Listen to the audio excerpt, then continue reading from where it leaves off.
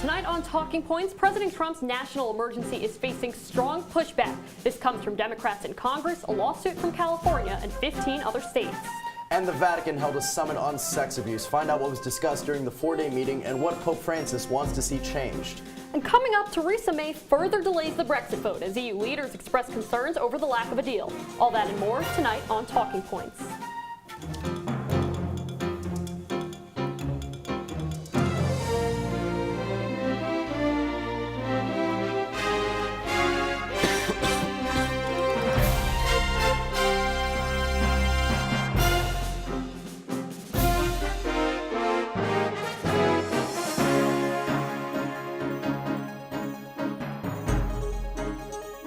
Good evening, I'm Elijah Shama. And I'm Gilad Malamed.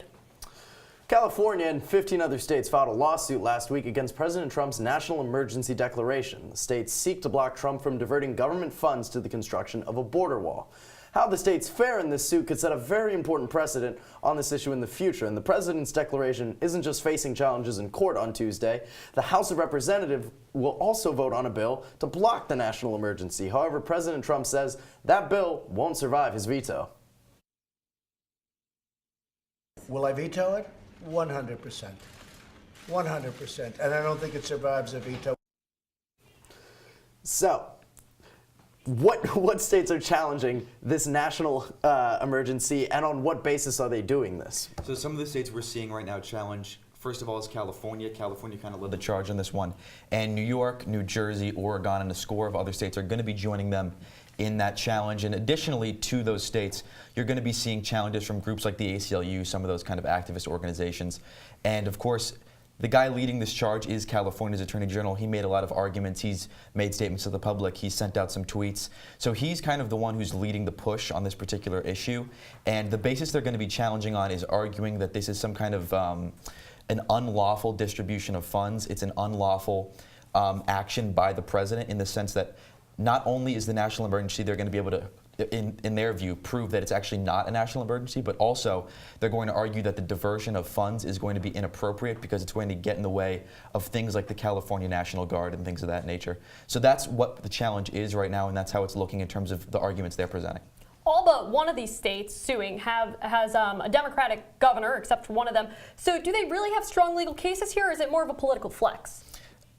I think the cases are going to prove to be pretty difficult. It's not that they haven't presented strong arguments. It's that if you look at the history of these court cases, it seems unlikely that there's going to be too much momentum, because the two things that it seems like are very difficult to challenge in court these days are executive action is one of them, and funding is also pretty difficult. Now, it's going to be difficult to prove exactly what a national emergency is or isn't in court. Now, the thing that's going to help them is that President Trump actually has made comments like, I didn't need to do this. And that's the kind of thing that they're going to bring up in court. The California Attorney General has said he's going to bring that up in court. That's kind of the way that they're going to maybe be able to get a good verdict out of this. But in terms of stopping executive action, there's not a great history of that.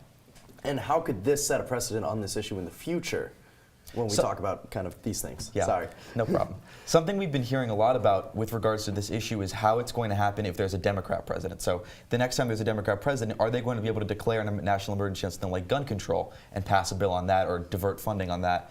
And that's the question that I think the courts are going to really try to settle here.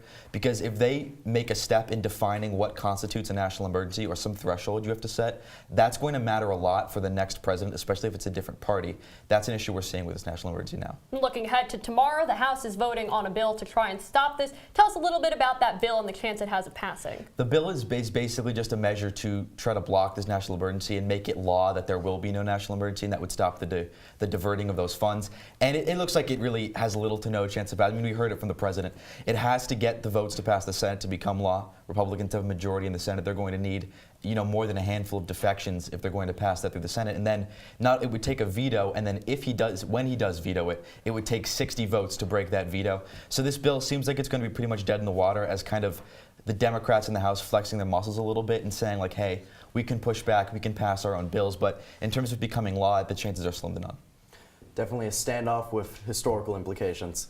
And more than 3 months after Election Day, some North Carolina voters are going back to the polls to cast their ballots again.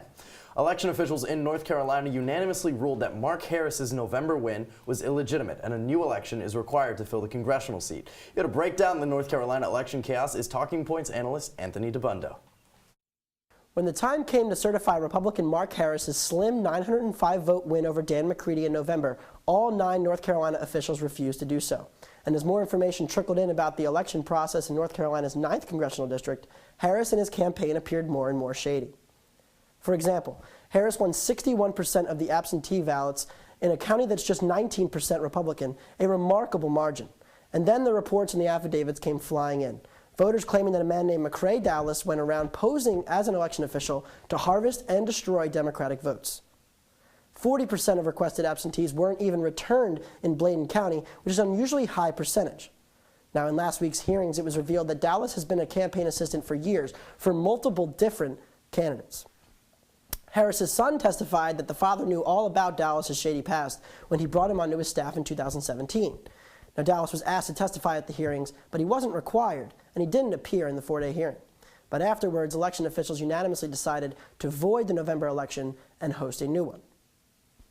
Now, McCready has said that he's running, and Harris is also eligible to run, but many top Republicans don't want him in the race after all of the fraud.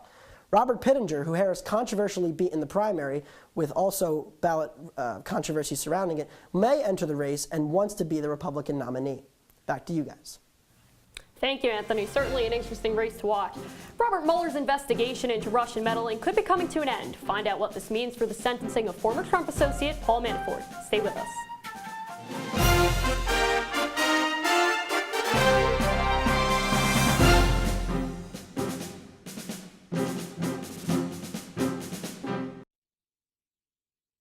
I see you mobbing over her. Let's go. Let's mob. Let's crawl. Let's crawl. Let's crawl. Hey, yo, we mobbing. Come on, girl. Let's crawl. Hey, yo, let's crawl. Hey, yo, let's crawl. Hey, let's crawl. Hey, yo, let's crawl. Fancy pants peanut butter? A big screen television? You haven't even bought a sofa yet. A motorcycle? When your father finds out, he's gonna flip his shoes with 2 buckles? What do you even need 2 buckles for? Mr. Big Shot, buying whiskey shots for everybody in the bar. From the looks of it, I'd say nobody even remembers. Feed the pig. Leaving hot coals improperly extinguished can cause a wildfire. Hey guys, it's Smokey! It looks as if Smokey is going to use the drown, stir, drown, and feel technique. After the first drown, a good start. Next, another drink. And finally, a close feel. Is it cool? Okay. Yeah. Hey, Smokey, catch. Oh, my bad, Smokey. Only you can prevent wildfires. The Catholic Church has dealt with accusations of sexual abuse for decades. Now, this crisis has escalated in recent months. Earlier this month, Pope Francis publicly acknowledged that sexual abuse by nuns and Catholic priests and bishops. Just last week, a former Cardinal Theodore McCarrick was defrocked by the Pope for sexual abuse allegations. This Sunday concluded a 4-day summit on the sexual abuse crisis. Talking Points analyst Sabrina Maggiore is here with more on the scandal. Sabrina, thanks so much for joining us now. This has been going on for decades, but what led up to this historic summit? So really what led up to this was a series of investigations have come out that really shed light on how big this crisis is, and it really is a global crisis. One investigation that I want to take a look at is a 4-year investigation in Australia, which found that over 4,000 people were abused at more than 1,000 Catholic institutions between 1980 and 2015. And we actually just heard that the Australian cardinal was found guilty of sex abuse charges, and he was one of the most senior officials to be found guilty of this to date. In Germany, the German Catholic Church concluded at least 3,500 people were abused by the church between 1946 and 2014. And in Ireland, 4 reports published since 2005 detail tens of thousands of children suffering wide-ranging abuse in church-run work-style institutions. Moving to Chile, Chilean criminal prosecutors have opened more than 100 investigations into abusive priests in just recent months. And then back home in the U.S., 70 dioceses and religious orders have released a list of accused priests. Here in Syracuse in December, Syracuse released the name of 57 priests implicated in sex abuse of minors dating back to the 1950s. None of them are actively serving, but all of this collectively really led to the Pope calling this summit. So, looking at all of these allegations, looking at the severity of this issue, what was actually discussed at this summit? So the summit really was scheduled around 4 days, and there were 190 church leaders at the summit. 3 speakers spoke at the summit. One was a Nigerian nun named Victoria Abanibo, and she had some pretty harsh criticisms of the church. She really condemned the practice of letting priests who abuse children retire with their pensions intact. And we have sound from that. Let's take a listen to what she had to say. The first step towards true transparency is to admit wrongdoing and then to publish what has been done. I repeat, we publish what has been done. So obviously she's calling for transparency. There was also Cardinal Reinhard Marx, a Munich cardinal. He also had some pretty strong remarks and some serious allegations that came out of that. So let's take a listen to what he had to say as well. Of course. Files that could have documented the terrible deeds and named those responsible were destroyed or not even created. The stipulated procedures and processes for the prosecution of offenses were deliberately not complied with, but instead cancelled or overridden. So that's obviously some pretty shocking comments coming out of that. Serious impacts on the Catholic Church as well. We see victims of the abuse are saying that this summit didn't go far enough. So what came out of the summit that they're saying this, and what's the reason for their criticism? So after the summit, Pope Francis has called for a couple things. He very strongly denounced these crimes, and he called for the creation of a task force that will address this. He called for the creation of a guidebook that should be coming out soon that will tell bishops how to deal with this in their ranks. But the biggest criticism has really been the fact that he didn't mention the zero tolerance policy, and that's something that protesters have been calling for quite a while now, and victims of clergy abuse have been calling for. And what this zero tolerance policy would do is that anytime that there is sort of a sexual misconduct allegation that's credible, or if there's any proof of a cover-up, these clergy officials will be immediately dismissed from the clergy, and that's not something that we saw happening, unfortunately. So could you go a little bit more depth into some of those criticisms about this kind of zero tolerance policy? Why do you think, or has the Catholic Church said why maybe they haven't been very vocal about maybe saying that part of it? So there was no mention of this zero tolerance policy in either the comments that came from the priests during the summit or in the 21 points that Pope Francis issued following the summit. But in addition to this, one big criticism is that really Pope Francis, in his final remarks, said something along the lines of that this is something that happens everywhere, and victims of the clergy abuse are saying that this was something that shouldn't have been brought up in the first place. He did say that this is something that is particularly immoral when it happens in the Catholic Church, but again, complaints that this happened and this was brought up at all. Definitely an institutional failing and something that we're going to keep an eye on moving forward. And new developments in Special Counsel Robert Mueller's investigation into Russian meddling. President Trump's former campaign manager, Paul Manafort, could be facing a long prison sentence, and Mueller's probe may soon be coming to a close. Talking Points analyst Brandon Ross is in studio to tell us what could be unfolding in the coming weeks. That's right, Elijah. The special counsel's office is not letting Paul Manafort off easy.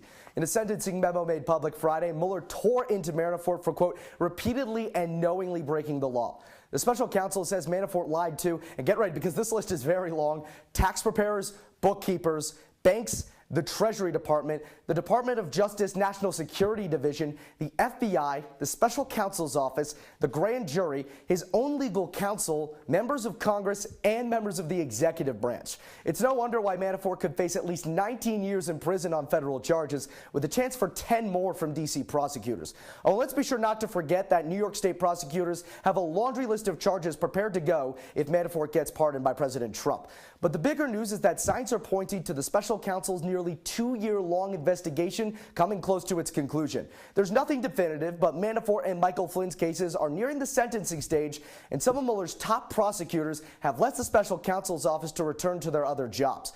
But even if the investigation as a whole isn't quite over yet, Mueller could still be finishing up his final report soon. And when that report is done, the next question becomes, how much will the public see? Robert Mueller can write the report as he sees fit, but once he's finished and sent it to the Department of Justice, it's on recently confirmed Attorney General William Barr to decide what's made public. Barr said in his confirmation hearing he'll release as much as he legally can, but that likely won't mean everything. It's likely Mueller's report will include sensitive national security information, which would have to be redacted. Barr could also choose to draft his own summary of Mueller's report that excludes the redacted information. We'll see soon how Trump's latest political appointee handles the situation. Galat, Elijah, back to you. Thanks, Brandon. Next on Talking Points, Canada's Prime Minister and his cabinet are facing serious corruption accusations. We'll break down the scandal when we come back.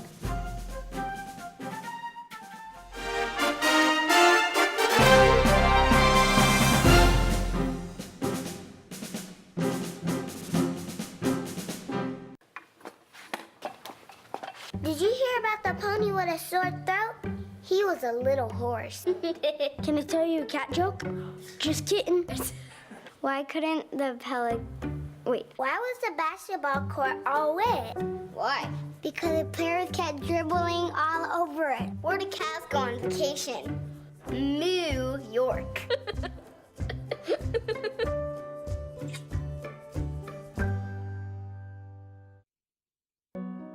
They said a bottle was just a bottle.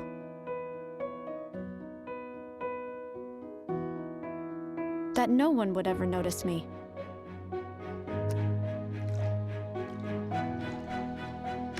But I knew I could be more. That one day, I would make people smile.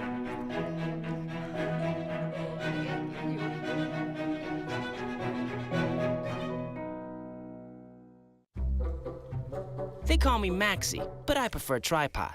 I was your above-average four-legged homie, and then wham-bam minivan. Some people pity me. Now that's lame. I still run, fetch, and swim. And the ladies love me. I'm the ultimate wingman. Just don't ask me to high five.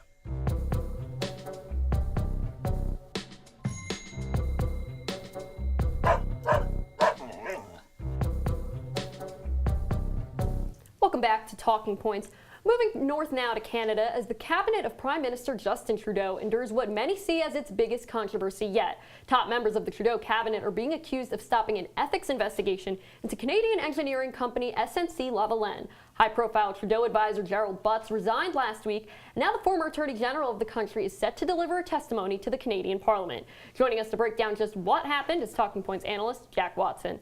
So, Jax, who are some of the key players in this, and what are they being accused of? So, let's start from the very top. Now, SNC-Lavalin is the largest engineering firm in all of Canada. It operates on several continents, and it employs about 50,000 people worldwide. Now, the accusations involving SNC-Lavalin begin in the well, at least the most recent accusations, I should clarify, begin in the Prime Minister's office, where a Globe and Mail report, Globe and Mail is a media outlet located in Canada. Now, a Globe and Mail report alleged that somebody within the Trudeau cabinet pressured the then Attorney General Jody Wilson-Raybould to sort of lay back a little bit on the charges that were against SNC-Lavalin and to favor them in a DPA. So that's basically the crux of the charges here. Some of the key players, of course, Prime Minister Justin Trudeau. Now, the former Principal Secretary Gerald Butts, who's basically one of Justin Trudeau's most trusted allies in the administration, he's gone, inexplicably gone, basically, as of last week. And now this was a real head scratcher for a lot of people in the political community. Now, of course, the former Attorney General Jody Wilson-Raybould, who also known as the Justice Minister in that country, was demoted down to Veterans Affairs in a cabinet shakeup, and was and eventually left the cabinet a couple weeks ago on February 12th. Now, SNC-Lavalin, of course, is the company at the center of all this, the engineering firm, one of the most influential companies in the country. And really, at the center of all this, they don't want this to get super far I mean, either side really doesn't want this to get super far built up because a lot of jobs are at stake. And if this company is punished, sanctioned, whatever, that could impact lots of people who had nothing to do with this. So like you said, both sides don't want this to get very far. So how are both sides responding to this? Sure. Well, the leader of the Conservative Party of Canada, Andrew Scheer, had a few things to say regarding this case, and he said that Canadians need to be outraged at the suggestion that politicians were putting pressure on independent agents of the Crown, independent legal officers, to try and get a better deal for well-connected friends of the Liberal Party. Now, I mean, everything in that statement, Elijah, spells out corruption. That's what the allegation is at the center of all this. And of course, the Conservative Party, the opposition, looking toward the elections at the end of the year, are trying to build their case. I mean, of course, it's all political. They're trying to get their name out there and try to sort of discredit the Liberals as much as they can. But it's important to keep in mind that there could be a vote of no confidence at stake here. And is that just one of the possible outcomes, or are there other ones too, briefly? Well, I think that if the two sides can reach an agreement here, and of course this depends on Jody Wilson-Raybould's testimony before Parliament coming up this week, or at least scheduled this week, they should be able to, I mean, if her testimony turns up something at least favorable in both sides, there could be, I guess, a more mitigated outcome to all this. But it's going to certainly be interesting to see how that plays out. Jack, a huge scandal that many of us weren't aware of, but something to watch. Thank you. So today, UK leaders are voicing their concerns over the future of Brexit and the March 29th deadline that's approaching with no agreement in sight. This comes one day after UK Prime Minister Theresa May once again delayed a parliamentary vote on Brexit on her way to the EU Arab League summit in hopes of gaining more concessions from the EU before presenting another deal to a parliament that has been very critical of her leadership. Talking Points analyst Gabrielle Caracciolo is in studio to break down what they're saying about the future of Brexit. Gabrielle? Thanks, guys. The two-day summit focused on trade and climate change, but all anyone is actually talking about is Brexit. Yesterday, Prime Minister Theresa May told reporters that a parliamentary vote will not take place on Wednesday, but rather by March 12th, only 17 days before Brexit Day. Things continued to heat up today as European Council President Donald Tusk announced that he spoke with May at the summit, but they disagree on how to move forward. Tusk believes that unless an extension is put in place, Brexit will be chaotic. We are in, an extension would be a rational solution. Similarly, Bank of England Governor Mark Carney spoke out saying he believes leaving the EU with no deal will cause problems. The biggest issue from a financial stability perspective, from a market integrity perspective, from a continuity perspective, is a no-deal scenario by the end of March. Then just a few hours ago, Jeremy Corbyn announced his Labour Party is ready to back a second referendum if their agreement cannot pass Parliament. He is criticizing May and saying in part, quote, "We are convinced our alternative, which puts jobs and living standards first, could command support in the House of Commons, bring people who voted leave and remain together, and be negotiated with the EU." One of the biggest issues that is preventing everyone from reaching a consensus is the border between Ireland and Northern Ireland. What are the possible solutions there? Well, both sides can agree that they do not want to have a hard border that would include physical checks. Ideally, both sides would come to an agreement that would keep an open, smooth border between Northern Ireland and Ireland. But because when the UK leaves the EU, they will leave the customs union and single market, it seems nearly impossible that an open border could continue. The backstop is a last resort solution, but the problem is no one can agree to the terms of a backstop. EU leaders agreed to terms in November, but several members of Parliament have refused to approve it. Without an approved backstop, there will be no withdrawal agreement or transition period, leading to a, quote, hard and potentially chaotic Brexit. Thanks, Gabrielle. Coming up, North Korea and the U.S. will meet for the second time in Hanoi. After the break, we'll take a look ahead at what both sides hope to achieve during their second summit.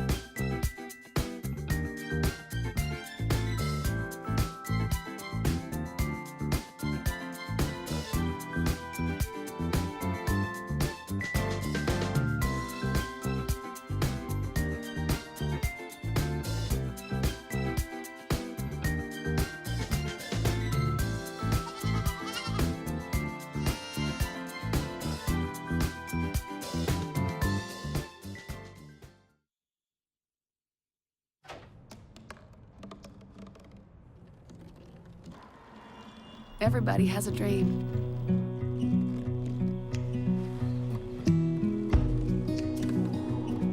Mine was to see the ocean. And with a little help, I made it.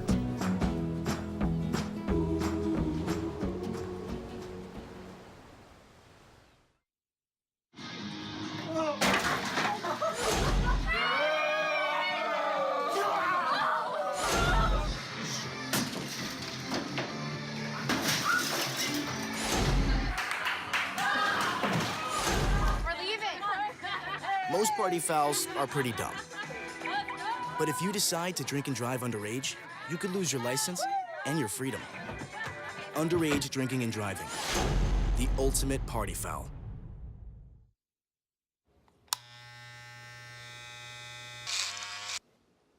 You've messed up your son's haircut. Mom? Do you A, try to fix it?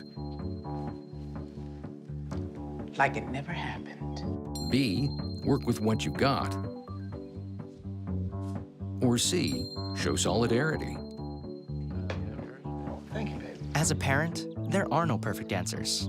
But you don't have to be perfect to be a perfect parent. Thousands of teens in foster care will love you just the same. This week, President Trump will travel to Vietnam for his second summit with North Korean leader Kim Jong-un. At this meeting, Trump and Kim could declare a formal end to the Korean War, which dates back to the 1950s and was never formally declared over. The meeting follows months of work by Secretary of State Mike Pompeo to get the two in another meeting, their first since last June. Last year, North Korean leader declared his intention to denuclearize the entire Korean peninsula. On that note, we'll be looking ahead this week to Hanoi to see whether President Trump can get actual steps agreed upon. The last meeting between the two was more pomp and circumstance than steps forward towards denuclearization. Now, that might be accomplished by making economic concessions and agreeing to lift the harsh sanctions against North Korea. On the flip side, North Korea has a long history of violating nuclear agreements dating back to the Clinton administration. We're going to bring in Jack Watson again, who's going to discuss some of these issues with us. So, the last summit was vague. Not a lot happened, not a lot was agreed upon. What needs to happen in this summit for us to see a meaningful change? Well, Elijah, that's right. It was a little bit vague. I think that's a good word to use to describe it, but it needed to happen in order to sort of bring together two figures who had been exchanging some pretty fiery words. I believe the actual words were fire and fury from President Donald Trump. But President Trump is a proclaimed deal maker, and he should understand more than anybody that a deal needs to be made. North Korea at least is going to have this perspective. They're going to think that we need to make a deal if we are going to bring in these outside investigators to sort of check on the nuclear program to see if they're actually taking steps to denuclearize. And I think checking on the nuclear program is actually the first step that needs to happen to see denuclearization coming out of North Korea. We need, I think UN inspectors. I think that's probably where they're going to be looking to. That should probably be the first step, because I think what we saw coming out of the summit was that the U.S. wasn't really getting anywhere themselves. So I think bringing in that international body is probably what we'll see. Yeah, I think when we look at this issue, we're going to look at it in a similar way that we looked at Syrian chemical weapons. We're going to need an international third party that goes in and verifies that this is or is not happening, similar to the Iran deal, similar to what we see across the Middle East. So I guess moving forward, very quickly, what do you think Secretary of State Mike Pompeo is really shooting for? Well, I think they're going to try to chip away as much as they possibly can. Chip away, get as many things as they possibly can. Maybe roll back the sanctions a little bit and say, hey, we need to make sure that you're not actually continuing to test nuclear weapons. We need to see that you're taking active steps to destroy your nuclear arsenal. And in exchange for that, we're going to make economic concessions. All right. Thank you, Jack. And that's all the time we have for Talking Points tonight. Remember, you can see all of our episodes, webisodes, and specials on citrustv.com/talkingpoints. I'm Elijah Shama. I'm Gilat Malamed. Good night, Syracuse.